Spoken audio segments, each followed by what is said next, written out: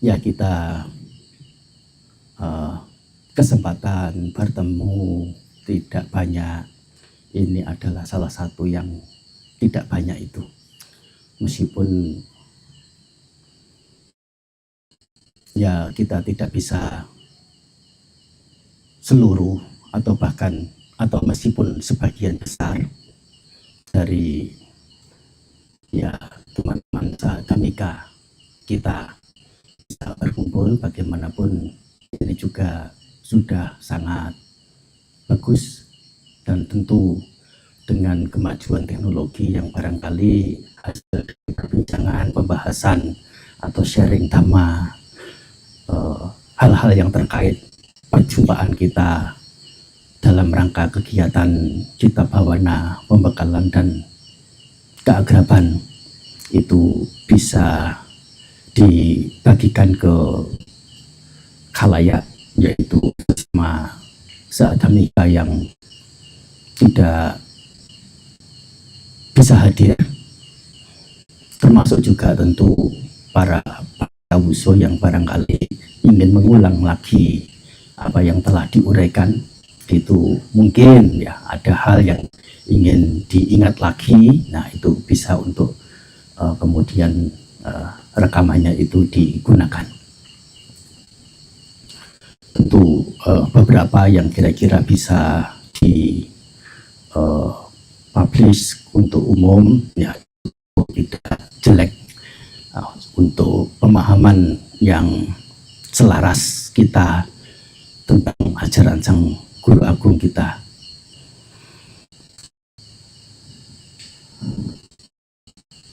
Ya, saya ingin bincang-bincang sedikit dulu tentang seputaran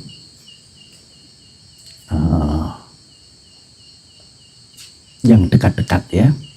Beberapa hari yang lalu, sewaktu ada hari Uposatha, yaitu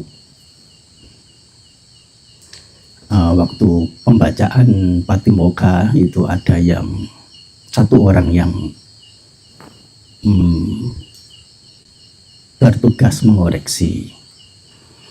Ya, itu apa namanya? Ini bukan untuk mencela ya. Sekali lagi ya, ini untuk pengetahuan bersama. Untuk pengetahuan bersama, kita kan memungkinkan ya siapa begitu yang sewaktu Uposatha ya bertugas untuk meneliti yang dibaca sudah benar atau belum. Nah, ada trik-triknya ya. Ya tidak banyak yang dimaksudkan di sini, yaitu adalah bisa membaca situasi pada pihak si pembaca itu. Kira-kira pembaca itu situasinya sedang ambil nafas. Ya kalau terus ada kata-kata bluk begitu langsung bahasa Jawanya itu gendadapan. Mungkin sedang mengingat apa kelanjutannya, butuh waktu sedikit, tetapi begitu ada suara kacau langsung. Kira-kira ini nggak mampu ini. Tapi itu juga koneksi batiniah ya. Yang tentu itu ada kurang lebihnya tetap. Nah, itu adalah hal yang saya ingin sampaikan, termasuk juga barangkali para auso ya yang usianya masih muda, masih memungkinkan untuk menghafal Patimokkha, itu juga bagus. Punya kiprah, punya peran yang mulia untuk membacakan, yang mana kita biasanya atau dibiasakan begitu cukup sampai Sanggadisesa saja, atau bahkan cukup sampai Parajika saja. Yang lainnya Sutangko ya, atau kita mengenalnya dengan istilah baca Patimokkha singkat. Baca Patimokkha singkat itu memang ada perizinan. Tetapi perizinan ini ada kriteria-kriterianya. Dan di antara kriteria ada beberapa, misalnya raja datang, ada binatang buas, ada kebakaran, atau ada biku yang sakit, ya. Itu bisa singkat. Nah, tidak ada satu pernyataan, tidak ada biku yang bisa baca secara lengkap, nggak ada. Dan apa dikatakan di bagian Winaya itu biku yang pada hari Uposatha membaca Patimokkha tidak lengkap tanpa didasari oleh syarat-syarat yang telah dicantumkan itu, sesungguhnya itu sudah ada pelanggaran untuk mereka, yaitu pelanggaran Dukkata. Sehingga caranya bagaimana? Jauh sebelum hari Uposatha, ya sangga yang berkumpul di situ meminta satu atau dua biku untuk pergi ke wihara lain untuk belajar, yaitu menghafal Patimokkha itu.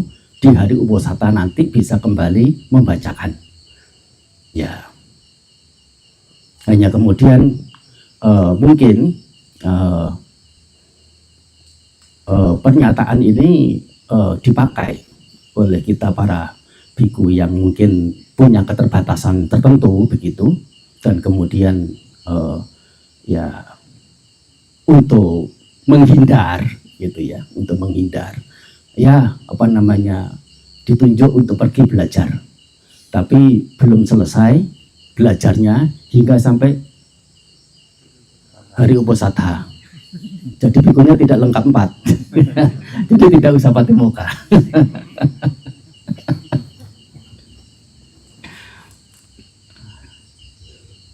Ya itu ya di antara kita memungkinkan untuk membaca, menghafal. Ya, usia barangkali bukan menjadi kriteria yang utama dalam kemampuan menghafal, mengingat. Abu Subaro waktu menghafal itu usia berapa? Berapa? 46. 46 mulai menghafal aja bisa. Ya. Jadi yang berusia sekitar itu atau apalagi di bawahnya ya semestinya masih memungkinkanlah untuk ya, menghafal sampai penuh, dan itu adalah pendukungan kita pada Dhamma Vinaya yang kita berdiam di dalamnya.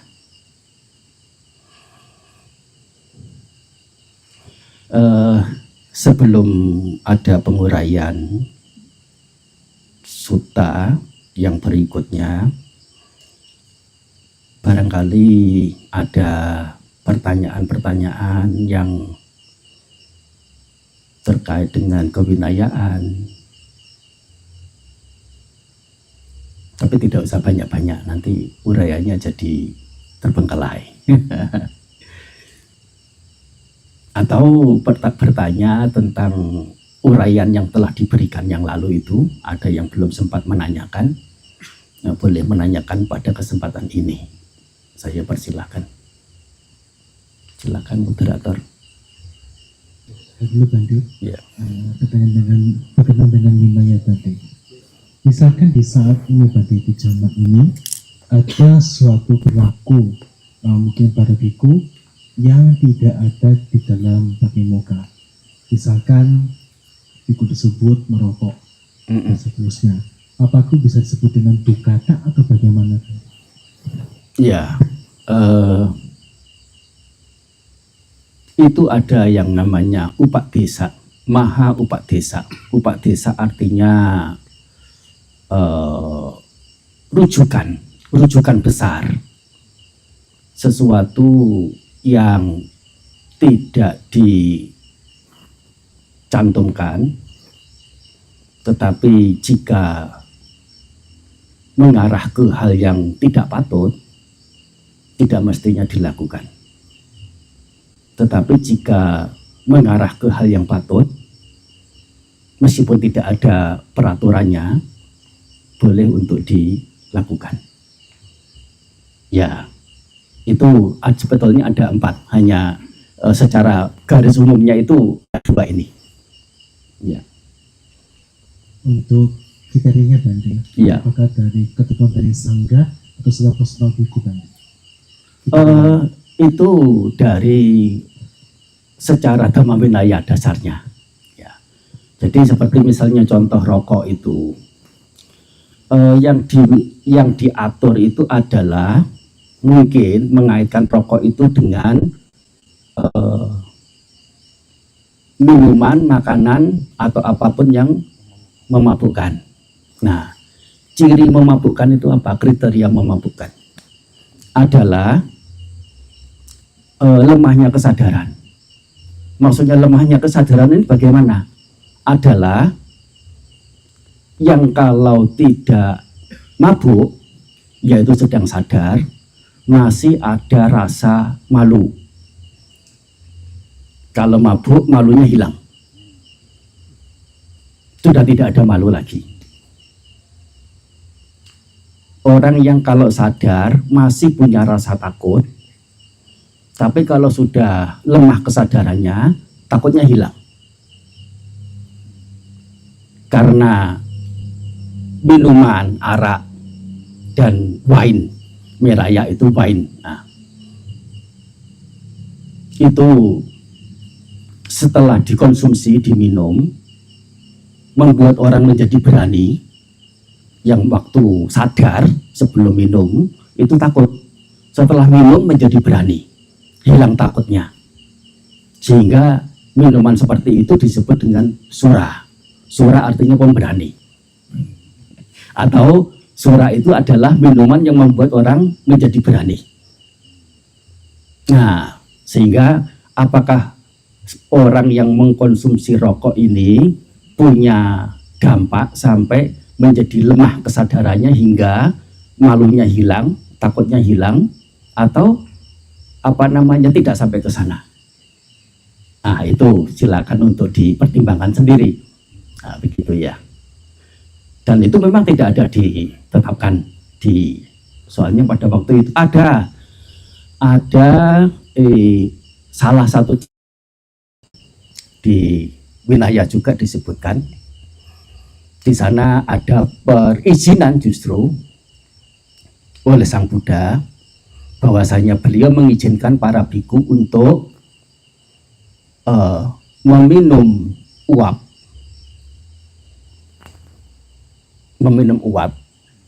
ya, dumang piweti. Dumang itu artinya uap atau asap. Nah, piweti artinya meminum. Anujanami bhikkhave dumang piwenang, kurang lebihnya begitu. Wahai para biku, aku mengizinkan obat yang dikonsumsi dengan cara meminum asap. Tetapi tentu apakah itu di waktu itu sudah ada tembakau? Ya mestinya belum ya. Mestinya belum. Nah, tembakau ini kan baru belakangan setelah ratusan tahun yang lalu ini saja. Nah, tetapi apakah meskipun itu bukan yang dimaksudkan adalah tembakau tentu. Nah, tembakau ini dalam kriteria memabukkan sampai hilang rasa malunya, hilang rasa takutnya, ataukah belum sampai ke sana? Nah, begitu. Nah, ini adalah jawaban yang mungkin kesannya itu menghindar begitu, tetapi ini adalah yang nyata.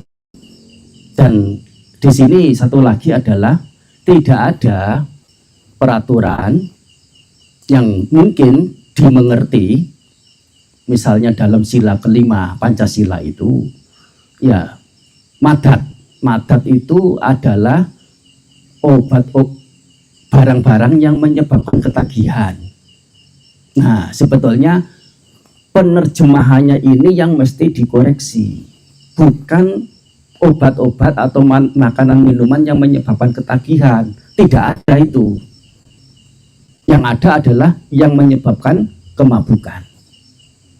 Jadi meskipun tidak menagihi tapi memabukkan, dilarang.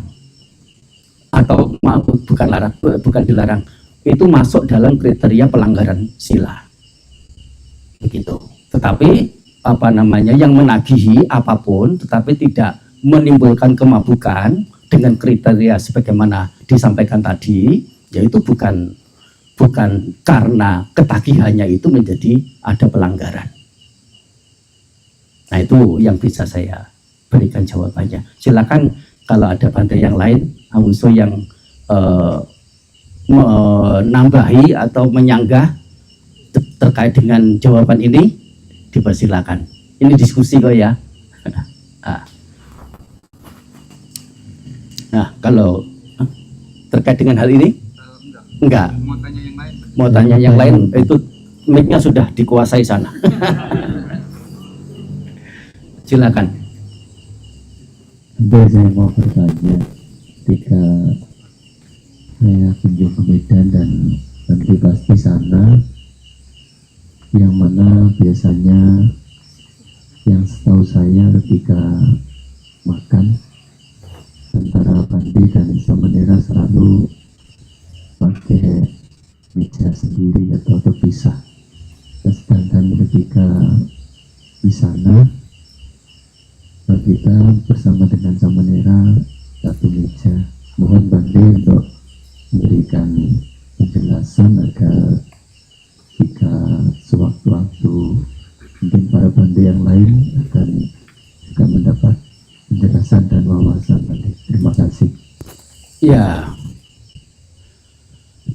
kita dalam memegang wilayah beberapa cenderung untuk kendor, untuk longgar, beberapa cenderung untuk ketat.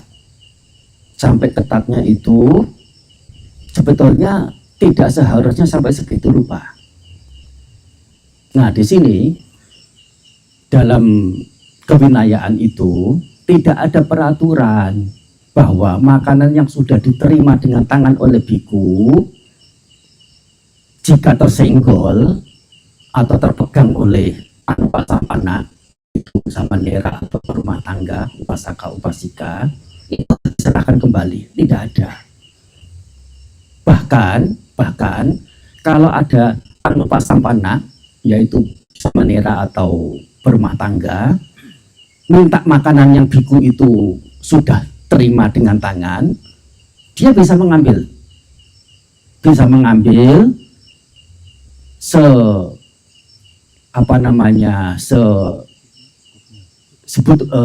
sesenangnya. Sisanya itu tidak perlu diserahkan. Nah, dalam hal ini ada penjelasannya. Centong atau sendok, ya, yang dipakai untuk mengambil lauk atau nasi di makanan yang sudah diterima oleh biku itu, ketika menyendok pertama kali, sendoknya bersih tidak? Ya, kalau sendoknya bersih, ya dia bisa menyentong. Nah, menyentong sekali dimasukkan ke piringnya. Cidukan yang kedua ini adalah di centong itu memungkinkan masih ada sisa-sisa kuah atau butiran nasi yang sudah dibawa oleh si anupasamana itu.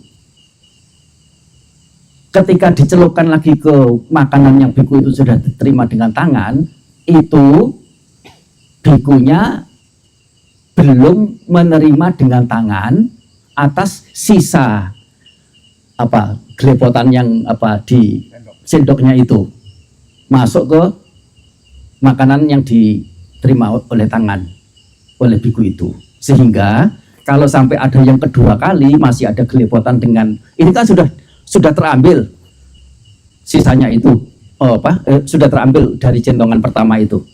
Nah, setelah menyendok yang kedua, menciduk yang kedua, itu ada sisa-sisa yang sudah diambil oleh Anupasampana itu, dimasukkan lagi oleh biku di makanan itu, yang itu belum diterima oleh bikunya. Sehingga kalau ada centongan yang kedua, ketiga, nah itu mesti diserahkan kembali. Atau misalnya, ya kalau misalnya dengan berumah tangga begitu, makan bareng begitu ya, saat itu umatnya minta, ya silakan ambil. Kalau sampai tidak menyendok yang kedua dan sendoknya itu bersih, tidak ada makanan yang menempel, ya itu tidak apa-apa, bikunya bisa langsung ambil makan. Tapi kalau kemudian misalnya mau nyendok lagi begitu dengan sendok yang sudah ada sisa-sisa makanan, nah sudah, mungkin bisa dengan kebijakan udah biarin, mungkin kita nggak enak sama umatnya untuk melarang begitu ya, sudah biarin, dia mau nyendok berapa kali silahkan, tapi ketika kita mau menginginkan makanan yang itu, kita yang minta tolong disendokkan, enggak apa-apa. Nah, ini adalah hal-hal yang ya mungkin sesuatu yang kecil-kecil tetapi sangat bermasalah di masyarakat. Kadang bikunya terlalu berlebihan, setengah memarahi, setengah nah itu jangan sampai seperti itu ya. Soalnya yang datang itu datang untuk memberi, bukan datang untuk meminta. Ya, kita mesti menghargai. Ya, beberapa orang mungkin pengen sekali untuk bisa makan semeja dengan biku. Ya, dan itu tidak ada di dalam aturan Vinaya bahwa biku makannya harus terpisah dari berumah tangga. Tidak ada aturan.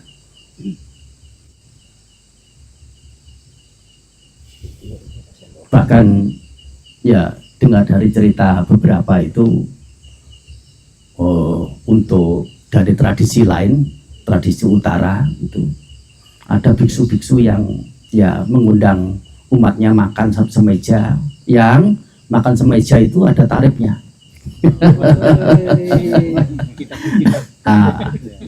Nah itu diantara kita yang diagungkan begitu, yang dimuliakan begitu ya, memungkinkan juga itu. Apalagi gandengnya itu dikagumi, digemari, terkenal di mana-mana ya, disenangi ya.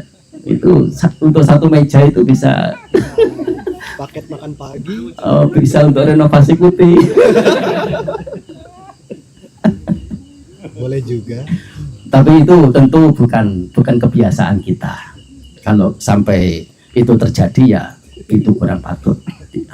Makan semeja kalaupun itu memaksa, situasinya memaksa, seperti misalnya di rumah makan gitu ya, meja yang mestinya ada 6 seat atau 4 ya diduduki oleh biku 1 orang, yang lainnya tiga yang lainnya atau 2 yang lainnya berumah tangga mau atau minta meja yang terpisah. Beberapa pemilik restoran itu tidak suka begitu, mestinya untuk orang tamu yang lain. Dalam kasus seperti ini tidak apa-apa semeja, tidak apa-apa, tidak ada aturan biku dilarang makan semeja dengan berumah tangga. Ya kalau makanannya bisa terpisah masing-masing ya itu lebih baik. Kalau tidak terpisah, makanannya campur, ya enggak apa-apa. Nanti kalau bikunya butuh, tinggal ya minta aja, disendokin. Ya ini ada kaitannya banyak, misalnya dengan pawarana juga. Kalau umatnya tidak pawarana berarti ya itu sialnya biku itu.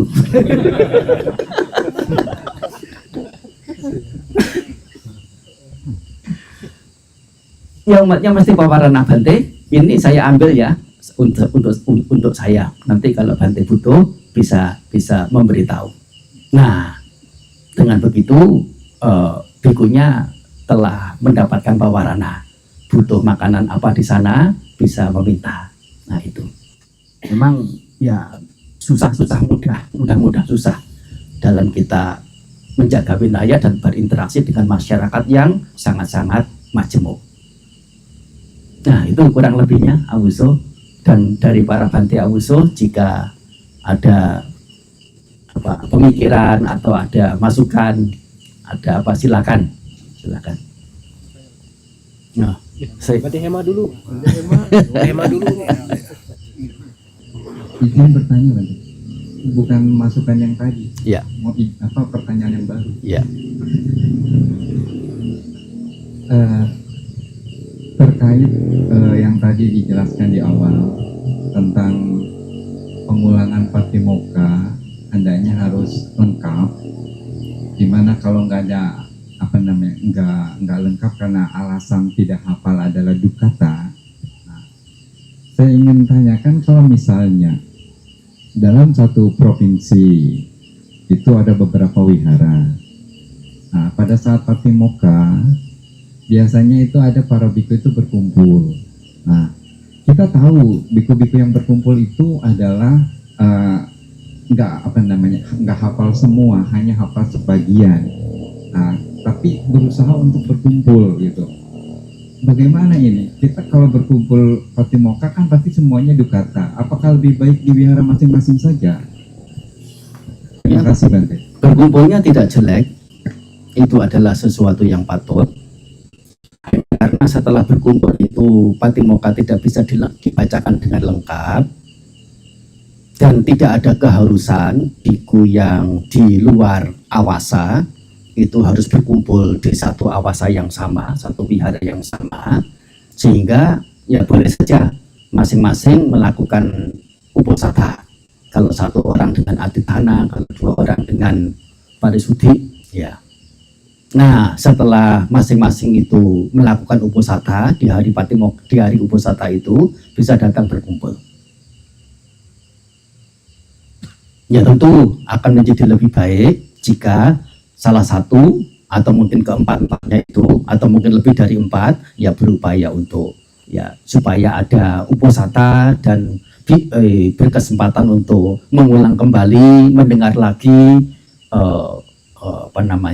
tata aturan kewinayaan secara lengkap, secara penuh, ya tentu adalah hal yang baik untuk berupaya menghafal dan membacakan pada waktu tiba hari uposatha.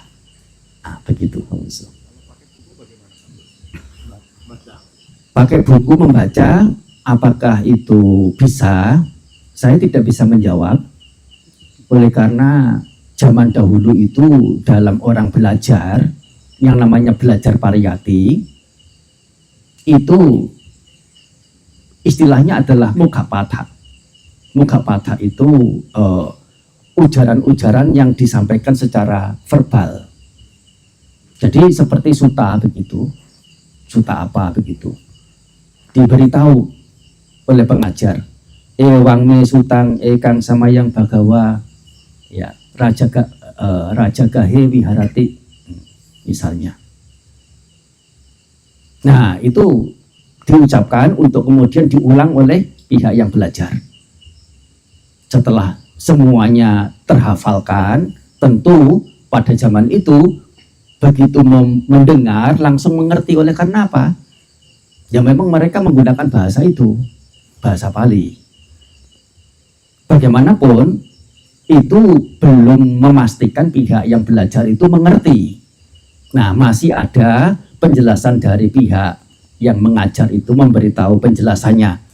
Kalimat ini mengacu ke sini kata ini, ya misalnya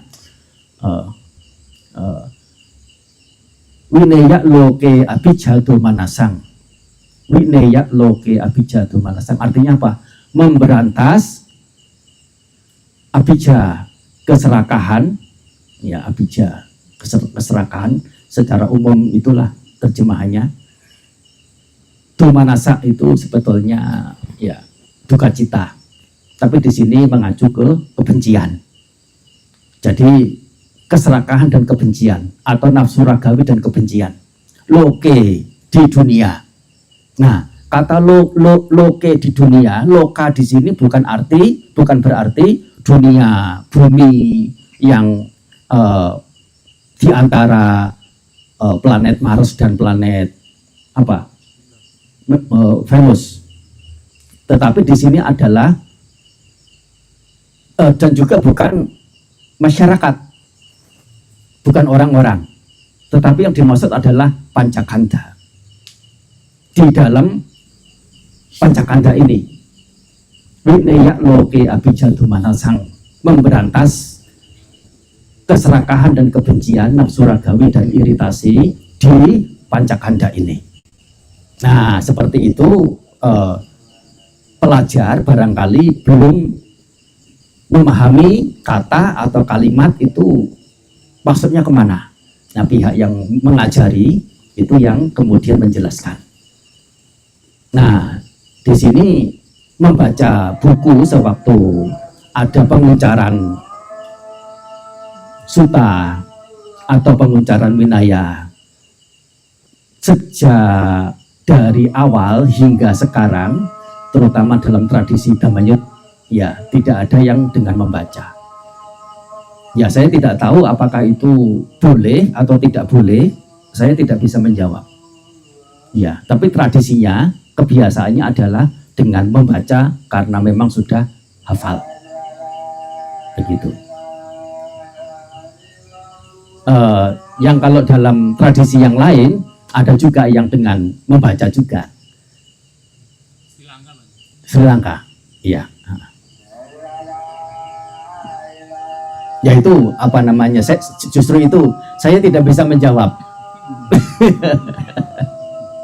Begitu. Itu kurang lebihnya ya jawabannya. Ya, baik, nanti terima kasih. Pertanyaannya sehubungan dengan wilayah ini adalah merawat orang tua, ya terutama ibu. Nah, ini saya alami sendiri ketika ibu saya sakit. Itu ya sebagaimana seorang anak kan bisa merawat orang tuanya, sebagaimana ibu juga bisa merawat orang tuanya. Apalagi waktu itu ya saya berusaha untuk membujuk orang tua supaya bisa makan. Oleh karenanya ya saya akhirnya menyuapi orang tua saya. Itu, ini apakah pelanggaran? Terus yang kedua yang saya tanyakan, sesungguhnya ada rasa ingin entah itu memijati kakinya atau tangannya gitu ya, supaya ada penguatan supaya segera sembuh, segera sehat begitu. Karena termasuk juga penunjukan sayang kasih anak kepada orang tua. Ya, betul.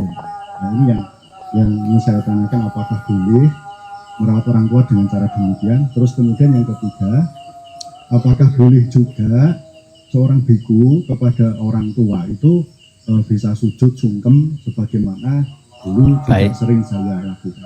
Baik. Demikian. Ya.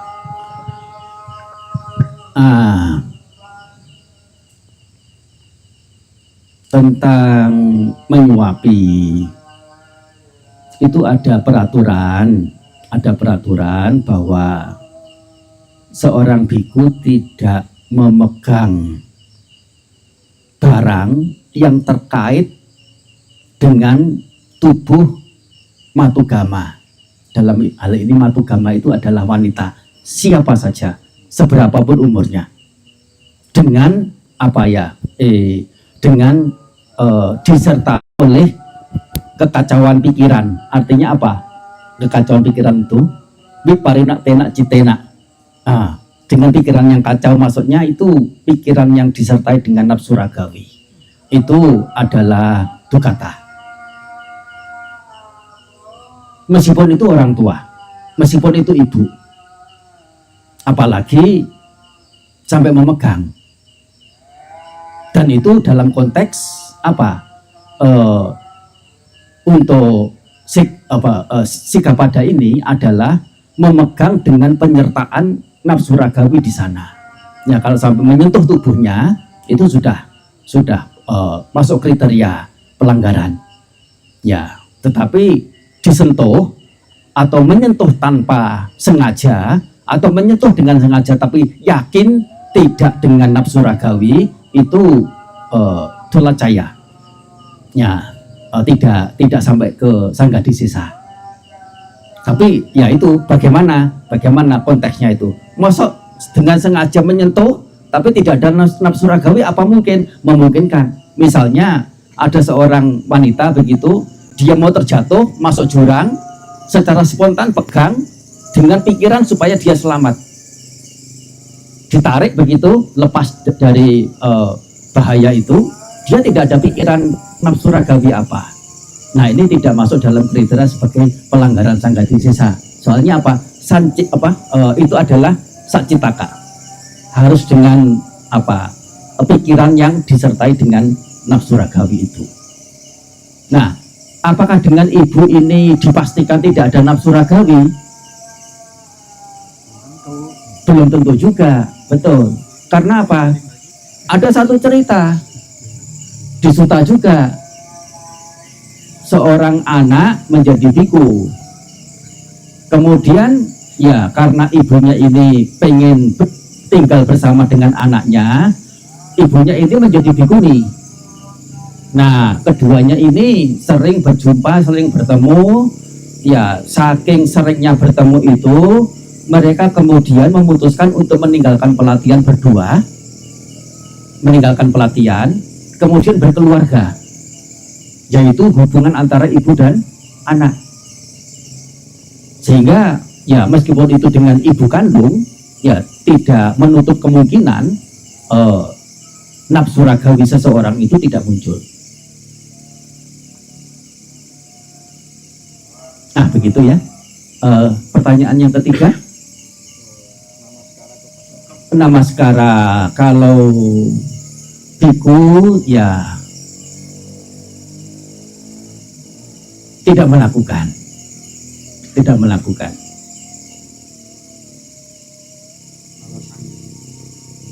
Alasannya bahwa biku itu punya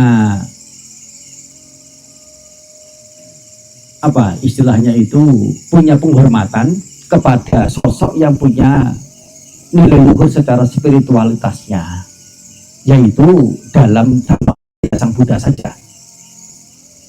Begitu.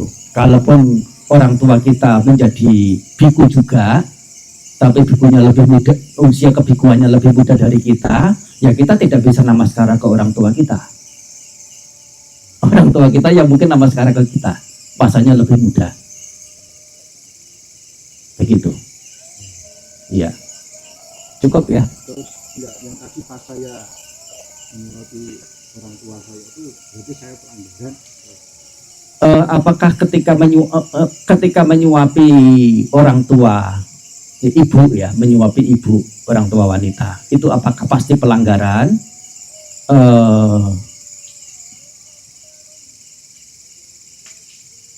Jika punya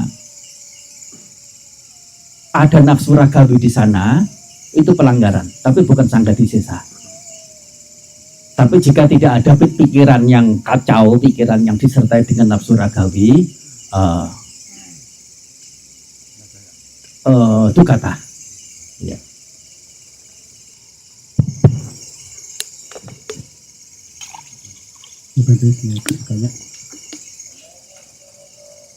Ini di Batam sana, saya tuh mengenalkan kepada masyarakat sekitar dengan Pindapata. Dan masyarakat sekitar itu orangnya jarang ke wihara juga, sampai sekarang pun juga jarang ke wihara. Bukannya jarang, malah tidak pernah ke wihara juga. Saya kenalkan dengan Pindapata itu. Nah, saat Pindapata itu ada umat-umat yang suka memberi telur tapi masih mentah. Ada juga yang memberi sayur Oh, kalau nggak diterima bagaimana? Diterima bagaimana? Kalau telur yang masih mentah gimana? Bisa diterima? Ya, kalau kita menerima dengan menghargai keyakinan orang, terima saja. Tetapi setelah menerima, kita buang. Kita buang itu ya artinya diserahkan kepada berumah tangga yang lain untuk mungkin dibuat kapia, ya, atau tapi tidak menyuruh ya. Tolong ini di kita tidak ada niatan agar berumah tangga itu melakukan sesuatu untuk diberikan ke kita lagi. Ya, ini adalah barang yang biku mesti lepaskan. Silakan diambil kebijakannya. Mau dibagikan ke yang lain silakan.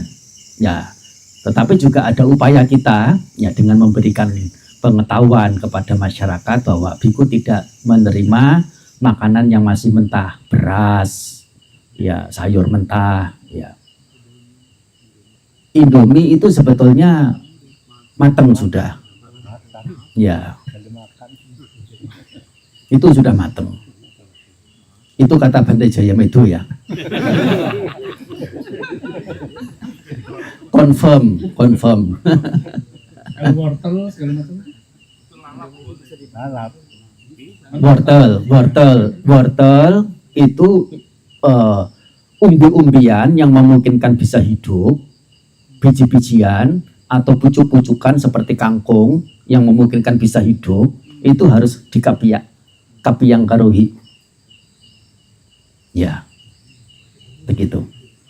Ya, dirusak atau dicelupi dengan api begitu.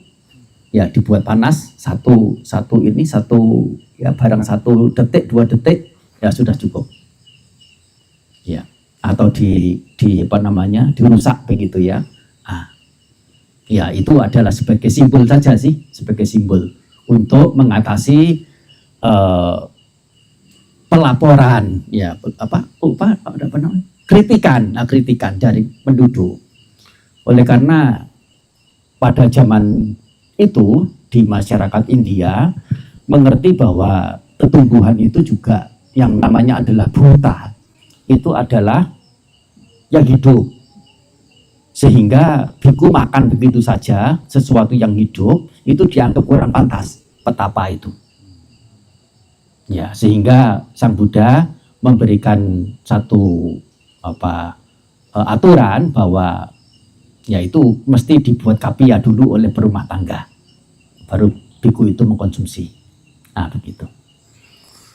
Kalau sebaliknya Bante, misalkan biku sakit pergi ke rumah sakit atau ke lab ambil darah, tetapi yang ambil darah atau yang di rumah sakitnya ini susternya itu perempuan ya, suster perempuan ya, atau dokternya perempuan, itu bagaimana? Supaya itu dibatalkan atau bagaimana tadi? Yang pertama Bante. Yang kedua, kalau misalkan seorang biku diundang makan oleh umat ke depot atau ke rumah makan, dan umatnya bertanya, Bante mau makan apa? Boleh pilih. Nah itu bagaimana sikap kita sebagai biku? Terima kasih. Ya, tentang wanita yang melakukan tindakan medis, memang tidak pernah atau sejauh ini saya belum mendapati, belum pernah mendengar lah, belum pernah mengetahui seorang tabib wanita yang merawat biku, yaitu dengan cara mungkin menyuntikkan, harus pegang tubuh biku begitu. Saya belum menemukan. Nah di sini perlu kembali pada matika, yaitu peraturan yang ada di Patimokkanya sendiri itu.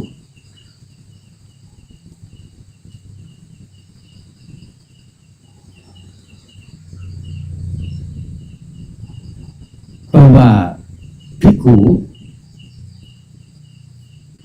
dengan menghadirkan atau dengan disertai oleh nafsu ragawi punya kesengajaan memegang salah satu bagian dari tubuh seorang matugama wanita, nah itu adalah pelanggaran sanggadisesa. Jadi ini adalah kriterianya itu. Ada nafsu ragawi, ada kehendak menyentuh, kemudian melakukan penyentuhan itu. Sehingga jika biku itu tidak punya niatan untuk menyentuh perawatnya itu, dia itu yang pihak yang disentuh, dan juga bukan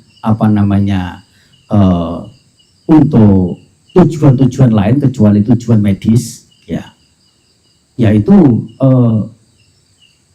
saya rasa cukup menjaga pihak bikunya sendiri untuk tidak memunculkan ya rasa senang untuk menerima sentuhan itu. Dan memang itu sangat-sangat licin, sangat-sangat tidak bisa dipastikan, begitulah ya. Bagaimanapun itu ya praktek-praktek di negara Buddhis ya ada juga ya, itu para biku itu ya sudah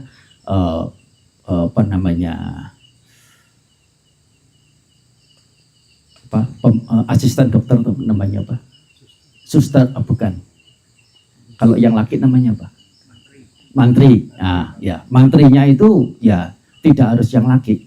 Yang wanita pun juga ya sudah menangani begitu. Ya itu ya prakteknya ya. Apakah itu praktek itu kemudian bisa dijadikan sebagai dasar bahwa kita boleh? Saya tidak yakin juga. Saya bukan ahli winaya atau sang Buddhanya sendiri yang bisa menentukan, oh tidak apa-apa, oh boleh, oh tidak boleh, tidak bisa. Soalnya ini juga ada perkembangannya.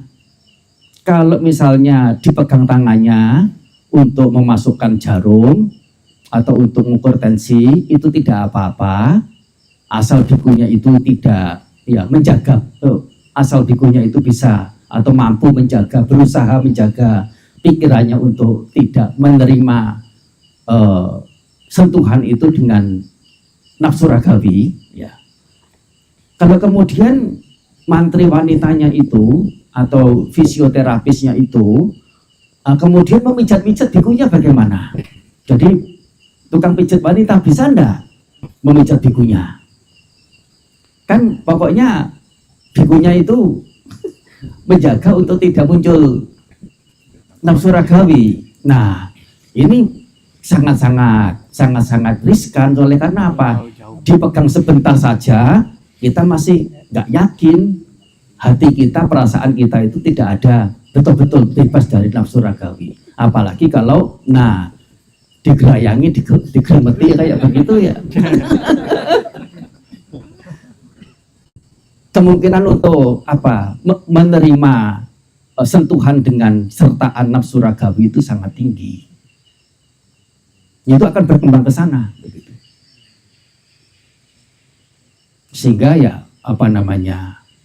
ya itulah praktek pribadi dengan situasi suasana yang kita dihadapkan oleh situasi yang memang ya tidak mudah. Ya kalau memang mau tetap ada winaya, ya tidak menerima. Memilih ketika ada lelaki. Kalau tidak ada laki-lakinya, kembali. Kalau misalnya tidak sampai keburu sehat, ya. Ya itu sudah konsekuensinya dalam menjaga winaya. Maka walaupun pakai sarung tangan, Bante ya. Walaupun pakai sarung tangan. Ya nanti kalau pakai tidak apa-apa pakai sarung tangan. Kalau ada begitu nanti dibalik. Kalau bikunya yang punya nafsu ragawi, ya ada keinginan untuk menyentuh, tapi menyentuhnya dengan pakai sarung tangan dulu. Ya repot nanti. Sudah semua. Yang kedua, Apa itu ya? Kalau bikunya di dalam Untuk jenis makanan jika sudah dipersilahkan, orangnya sudah pawarana, ya silahkan. Atau, Di hari itu, Ditanya Bante. iya, ya. Boleh milih. maksudnya tidak pawarana seperti yang kalau Bante Itu sudah pawarana, ya. Nah. Sudah menawarkan. Saya mau tanya Bante, karena kita hidup di masyarakat dan berbagai hal keyakinan yang di masyarakat, ketika ditanya misalnya kesetaraan, kalau di keyakinan tetangga misalnya alhamdulillah gitu, kadang-kadang kita sendiri kalau ditanya Bante ini setaranya apa kalau di Buddhis, mohon Bante untuk penjelasan supaya ketika ditanya saya bisa menjelaskan ke umat Bante. Terima kasih. Iya. Jadi masing-masing sistem kepercayaan atau yang kita mengerti agama-agama itu punya tradisinya sendiri-sendiri, punya batasan-batasannya sendiri, punya kebiasaan-kebiasaannya sendiri, dan punya ideologi-ideologinya sendiri. Sehingga ya apa namanya, misalnya misalnya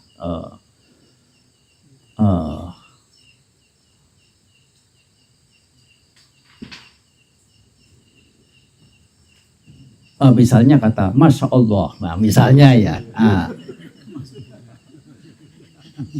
itu artinya apa? Artinya adalah sesuatu yang berkaitan dengan ya sosok yang diagungkan, yang dipuja, yang disebut Allah oleh masyarakat saudara kita Muslim. Apakah kata Masya Allah ini, nah kemudian dipaksakan untuk ada meskipun sejenis, ya dewa apa atau Brahma apa atau bagaimana? Sang Buddha sendiri misalnya alih-alih mengatakan Alhamdulillah, mengatakan Alhamdulillah Buddha. Nah, seperti begini. Ya itu dipaksakan secara tidak patut. Oleh karena secara ideologinya itu tidak sama. Begitu. Tidak sama. Nah, alih-alih kita menggunakan boleh cari sejauh yang itu masih sejalan dengan ajaran Sang Buddha. Misalnya beberapa, tidak semuanya. Beberapa misalnya seperti yang disebut tadi, Alhamdulillah begitu. Kalau dalam kita Buddhis, kira-kira menggunakan apa? Ya. Alhamdulillah itu artinya apa sih? Apa? Ya, bilang sadu juga boleh. Atau menggunakan istilah kita di tradisi Jawa. Nah, itu ada kata pujiastuti. Ya. Dan kata pujiastuti itu digunakan dalam pranoto coro, dalam pernikahan atau dalam apa upacara adat Jawa. Itu diawali dengan kata pujiastuti. Itu bahasa umum, bahasa untuk berkomunikasi. Hanya karena memang kata pujiastuti itu punya arti yang sangat bagus, tidak dilewatkan oleh orang-orang yang mau menamai anaknya. Ya. Dan banyak sekali istilah-istilah, ya. Misalnya dharma begitu ya. Dharma artinya ajaran, tapi sudah terlanjur dipakai nama orang banyak lagi. Apakah kemudian dharma itu tidak boleh dipakai untuk misalnya ini loh kebajikan artinya dharma? Ya tidak bisa. Boleh saja. Kita tetap, soalnya apa? Sampai sekarang pun masih dipakai oleh masyarakat Jawa yang menggunakan bahasa Jawa dalam situasi formal, itu masih pujiastuti. Nah, apa arti pujiastuti itu? Dari kata puji dan astuti. Puji ya puja, artinya apa? Memberikan semacam pengagungan. Pengagungan kepada siapa? Pengagungan kepada orang-orang yang telah berjasa, yang ya membuat diri kita itu menjadi mendapatkan kenyamanan, mendapatkan keselamatan, mendapatkan kebahagiaan sedemikian rupa. Ya siapa saja, ya boleh ditunjuk secara umumnya adalah orang tua, para guru, termasuk guru spiritual, termasuk di dalamnya adalah Sang Buddha. Nah, puji dalam hal ini adalah apa? Rasa tahu budi jasa kita kepada mereka yang telah ya berjasa, memberikan jasanya kepada kita. Kita mengucapkan kata puji itu adalah bagaimana kita menunjukkan rasa tahu budi jasa kita kepada orang-orang yang telah berjasa. Nah, sedangkan astuti itu dari bahasa Sanskerta stuti. Stuti. Dan karena stuti itu susah membacanya, orang Jawa ya menambahkan ya astuti. Sebetulnya itu Sanskerta stuti yang kalau dalam bahasa palingnya tuti.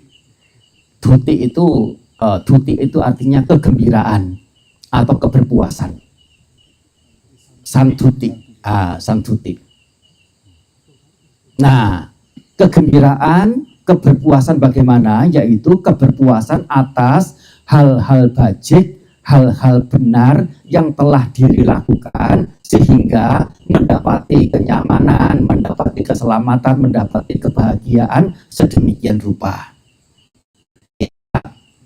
Mengucap kata astuti ya sebagai bentuk penghargaan pada diri sendiri yang telah melakukan hal-hal yang patut, yang baik, yang benar untuk diri sendiri dan berpuas dengan apa yang telah diri ini ada dan capai. Nah, sehingga kata puji astuti, saya kira tidak jelek bagi kita umat Buddha untuk menggunakan jika itu dibutuhkan untuk menggantikan misalnya ya kata alhamdulillah begitu. Tentu tidak semua. Dan ini bukan semacam keputusan ya, ini hanya barangkali ya bisa digunakan untuk menggantikan. Nah, silakan dipertimbangkan oleh ya pribadi masing-masing. Nah, begitu. Ya, silakan kalau ada tentang hal ini, siapa yang mau punya pandangan yang lain, ya dipersilahkan. Tentang agama yang sementara ini sering selalu diartikan tidak agama kacau, artinya kan tidak kacau. Apakah menurut Kamus Pali benar? Terima kasih. Iya. Gam itu adalah akar kata ditambah a itu adalah boleh dibilang prefix awalan. Nah, akar kata gam ini artinya adalah pergi, tetapi juga bisa berarti tiba. Ya, begitu. Nah, bagaimanapun setelah gam ini dijadikan sebagai kata jadian, gam ini menjadi gamo, artinya orang yang pergi atau orang yang telah tiba. Nah, kalau menjadi gama, ya, A-nya panjang, gama, ini artinya menjadi tempat untuk tibanya, tempat untuk perginya orang-orang. Artinya apa? Desa. Nah, gama, tempat untuk tibanya, beradanya, tibanya, atau sampainya, atau perginya orang-orang. Namanya gama. Orang dari penjuru sana, penjuru mana, ya kalau ada tempat untuk berkumpul, ya menjadi satu komunitas, namanya adalah gama. Nah, kalau ditambah sang di depan sebagai awalan, gama diikuti dengan gama, sang gama. Nah, di beberapa negara kata sang gama itu artinya adalah perang. peperangan. Ya. Atau dalam bahasa Sanskertanya adalah sanggrama. Sanggrama. Tetapi bagaimanapun di kata yang sama ini di beberapa komunitas tertentu seperti di Jawa, ya, atau di Indonesia begitu ya. Kata sanggama itu artinya adalah berhubungan intim, ya, yaitu yang menjadi senggama itu, bersenggama, yaitu dari kata sanggama, ya, itu sudah apa? Istilahnya itu adalah penyati atau penetapan istilah untuk punya makna tertentu sebagaimana yang masyarakat tertentu itu butuhkan. Nah, ini berkaitan dengan persepakatan, berkaitan dengan penetapan yang setiap komunitas ya mungkin bisa berbeda-beda. Nah, bagaimanapun kata agama itu sesungguhnya bukan sebagaimana yang sampaikan di publik sejauh yang kita tahu, ya, yang artinya tidak, gama artinya kacau. Saya rasa itu adalah analisa yang cenderung untuk apa ya dibentuk atau sengaja dibuat, begitulah. Agama sesungguhnya A-nya itu bukan A pendek, tetapi A panjang, A, dan gamanya itu gama pendek, gama bukan gama. Agama itu artinya adalah sumber. Agama artinya adalah patokan. Agama artinya adalah pegangan. Itu dalam bahasa Sanskerta. Dan tentu dalam bahasa Pali juga tidak jauh beda artinya. Dan katanya juga sama. Kalau dalam bahasa ya Palinya ya agama. Ya dalam bahasa Sanskerta juga sama. Agama. Nah, itu juga digunakan oleh tradisi Buddhis Mahayana. Ya, yang kita kenal Dirga Nikaya. Nah, mereka menggunakan istilah dirga agama, dirga dan agama. Patokan, dasar, pegangan yang yaitu suta itu yang punya ciri panjang. Nah, dikelompokkan sebagai dirga agama. Yang menengah madhyama agama, yang berurut ya anggutara agama, samyukta agama. Nah, itu kalau dalam bahasa Sanskertanya di tradisi Mahayana, yaitu digunakan di masyarakat Jawa yang pada waktu itu ya bukan hanya Jawa, termasuk juga wilayah-wilayah lain, Sumatera, Sulawesi, Kalimantan yang pada zamannya itu menganut Buddhis, ya, dan Buddhisnya adalah Mahayana. Mereka menggunakan istilah ya dirga agama, madhyama agama. Kata agama itu dipakai sampai kemudian dimengerti sebagai satu sistem kepercayaan, satu sistem filosofi, yaitu yang kita mengerti religion, agama itu. Dan kemudian agama ini dipakai oleh orang kita belakangan dengan satu kriteria yang spesifik, yaitu apa? Ada pencetusnya, ada pemimpinnya, ada kitab sucinya, ada pengikutnya, terus ada apa lagi? Nah, itu adalah kriteria-kriteria yang ya orang belakangan ini memberikan apa? Ya penentuan yang sesungguhnya kata agama sendiri sudah ada dan sudah digunakan. Agama artinya sumber, artinya patokan, artinya pegangan. Nah, kalau orang Jawa kemudian menerjemahkan agama kui ageman, ya kata agem mungkin juga dari kata agama itu sendiri, agem. Tidak jauh atau tidak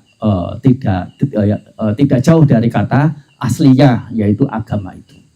Sehingga yang semestinya ya agama dimengerti sebagai patokan, pegangan atau sumber. Maksud sumber ini apa? Ya hal-hal yang menjadi pusat inspirasi orang itu untuk mengetahui sesuatu yang baik, sesuatu yang benar, sesuatu yang bermanfaat. Nah, kalau kemudian ada semacam penganalisaan tidak, gamak, kacau, ya kita perlu mempertanyakan itu sesuai dengan ya ketatabahasaan yang ada di dalam kata itu ataukah tidak sebagaimana, yaitu silakan untuk mereka itu bisa mengungkap. Ya, kita tidak bisa mengatakan itu salah atau benar. Oleh karena ya setiap orang bisa punya analisanya sendiri, tetapi analisa itu ya relevan atau tidak, nah itu rasanya yang justru lebih dipertimbangkan. Ya itu kurang lebihnya Wusu. Izin Bante. Dalam meta chanting kan ada 5 penghormatan Bante, yang diawali kan Himaya, Damanu, Dhammapatipatia, Budang Pujemi, Damang Pujemi, Sanggang Pujemi, Mata Pitaro, baru Acaryi. Nah, kadang menjadi satu kebingungan bagi saya Bante, dalam artian oh ini mungkin secara spiritual berarti Buddha Dhamma Sangha, jadi kan nomor urut pertama, 2, ketiga. Tapi dalam pandangan sosial Bante, kita ini kan lahir dari orang tua gitu Bante. Nah, itu yang menjadi sedikit keraguan bagi saya, apakah terpisah cara pandang kita dalam memberikan pemahaman spiritual dan sosial. Kadang kan kalau kita, oh orang pertama kita puja adalah Buddha Dhamma Sangha, nah kok urutan orang tua ini keempat. Nah, Oke. ya gitu Bante. Baik, intinya adalah mengapa orang tua itu diurutkan di bawah Buddha Dhamma Sangha. Ya, kita tidak menolak, Sang Buddha tidak menolak jasa orang tua kepada putra-putrinya, bahkan di Sutta atau yang beliau ajarkan itu mengatakan perumpamaan seorang anak yang mau berkeinginan untuk membalas jasa dengan cara 100 tahun ya mendudukkan ibu di pundak kiri atau kanan begitu, bapak di pundak kanan atau kiri begitu, makan di sana, minum di sana, buang air di sana, semuanya di sana selama 100 tahun belum mencukupi, belum memadai dengan jasa yang orang tua telah berikan kepadanya. Artinya apa? Sang Buddha mengakui jasa orang tua itu sedemikian rupa, tidak menolak. Bagaimanapun itu ada batasan-batasannya, yaitu apa? Orang tua itu berjasa pada kehidupan ini dan hanya satu kehidupan.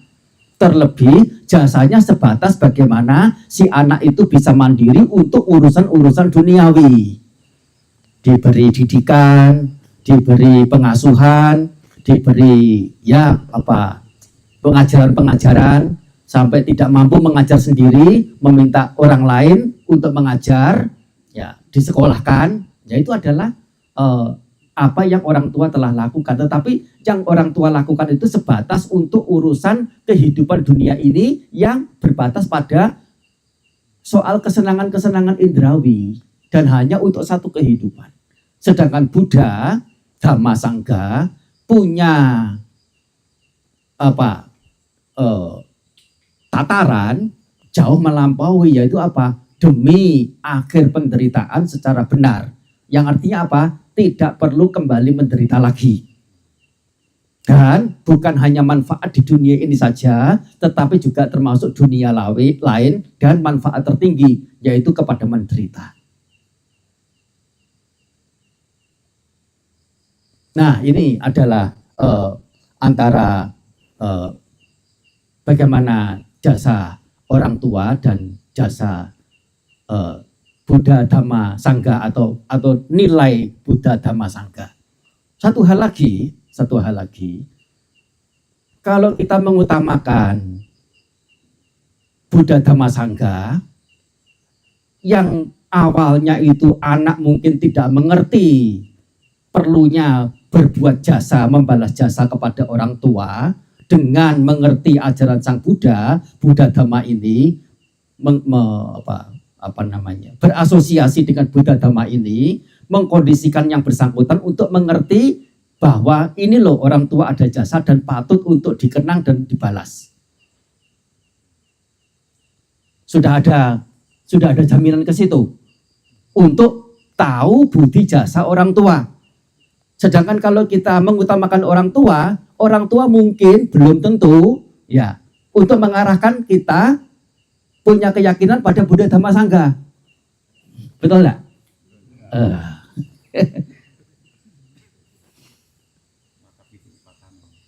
Mata pitu upatanang, ya. Ya itu semacam